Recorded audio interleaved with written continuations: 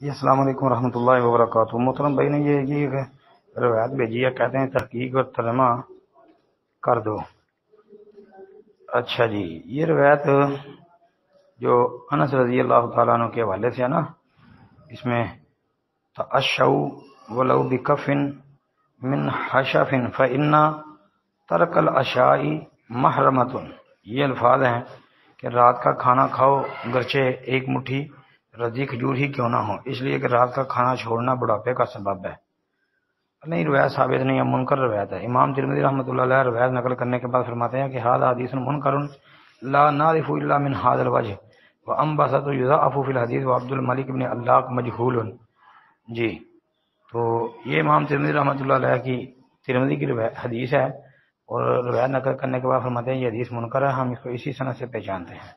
ہم بس اس میں ضعیف الحدیث ہے، اور عبد الملک بن علاق مجہول ہے۔ محترم بھائی، اس میں ایک اور علت بھی ہے، محمد بن یعلا الکوفی جو ہے یہ بھی صحیح نہیں ہے۔ یہ تین علتیں ہیں، اور انبسہ بن عبد الرحمن تو متروک راوی ہے جی، مگر انبسہ بن عبد الرحمن یہ متروک الحدیث ہے، اور محمد بن یعلا جو ہے یہ ضعیف ہے، اور عبد الملک بن علاق مجہول ہے۔ پھر یہ روایت سنن ابن ماجہ کے اندر بھی آتی ہے، اس میں بھی متروک راوی موجود ہے جی۔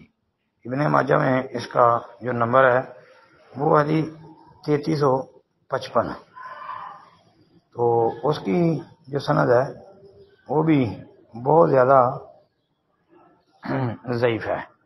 اس میں ابراہیم بن عبد السلام ضعیف راوی ہے، اور اس کا شیخ عبداللہ بن میمون القداح یہ جی متروک الحدیث ہے۔